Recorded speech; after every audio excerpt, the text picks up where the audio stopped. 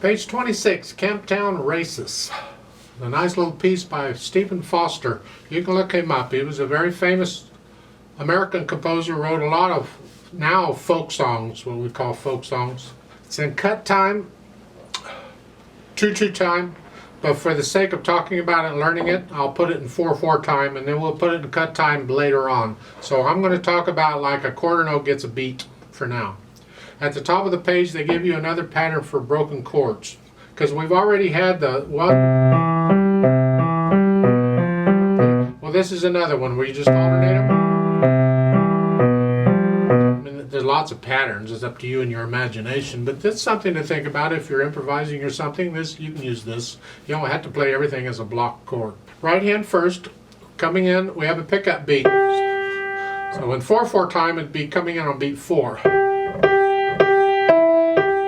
Now hopefully this rhythm isn't a problem for you. If it is, you might need to go back to a previous book and go through it again and learn how to count rhythms and how to do them. You need to be able to do the rhythms on your own without me showing you everything first. Third line down, you're here, they say stretch fingers. Actually, you're spreading your hand apart, because you want to be in this chord, this position. It is a C chord, what we call extended position, where your octaves and the chord, that's what it is.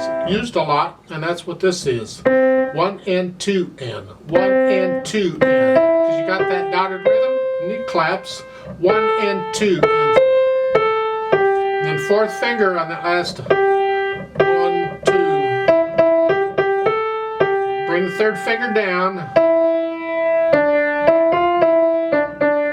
There's other fingerings we could use, but you need a little practice at that, spreading the fingers apart. That's fine.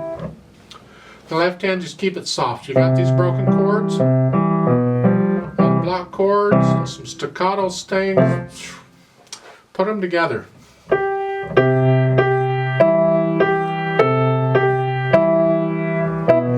Lift the hand up, the right hand up between these slurs, just a little bit.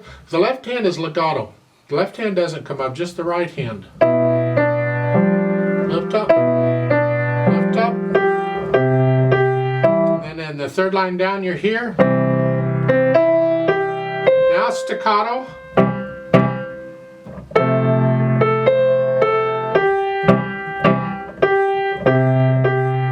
Then in the last measure here. Be careful. This is a trip. The right hand has a dotted half note. Hold it down for the full 3 counts. The left hand is staccatos. So at the very end, there's still a little bit of right hand left, because the beat isn't over yet. So this is, and then you come up. So it's 1, 2, 3, off. People, when they interpret this or when they first look at it, they don't think it, they'll just go 1, 2. Now lift both hands at the same time. Technically that's incorrect. Now once you get to know the piece, you can interpret it. And since this is an arrangement, you can rearrange it, because the piece wasn't written for piano, it's a vocal piece. So if you want to do that, it's up to you, but when you're first learning it, do it accurately. That way when you do make changes, you know you made them, and it wasn't an accident. So hold that C down and for the full count. And dynamics, well, not a lot going on in dynamics, and you can arrange or rearrange or adjust the dynamics as you see fit. Get to know the piece and then feel the dynamics. They apply to the melody. Keep everything else soft.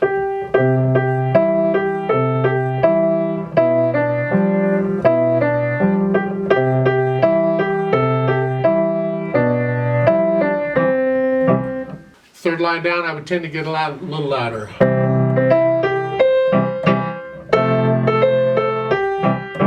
And then come back down. That's just how I would feel it, but you get to know it and get to feel it, and then you add the dynamics. And the cut time, you put that back in. 1, 2. We want to feel that 1, 2. 1 and 2 and 1 and 2. That's the, the feel of it. Lively, that's the overall mood of the piece. Just make it feel lively. And how fast you go, well, that depends on how lively you feel, I guess. I like to play it with you slowly, and I'm going to do it in 4/4 time. We're just going to check notes and rhythms, not doing dynamics, but we are going to take the repeats and all that. So I'll give us 3 counts, 3/4 note counts, and then we'll play this together slowly. 1, ready, go.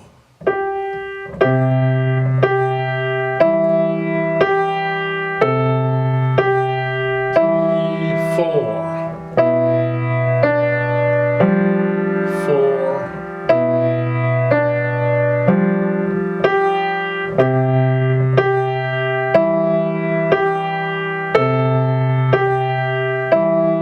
4, 2,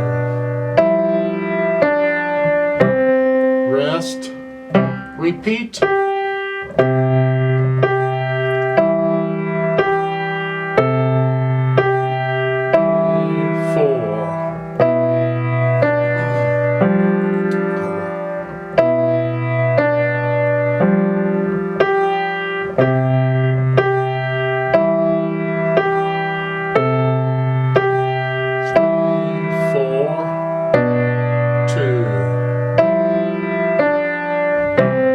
2. Third line. 1 and 2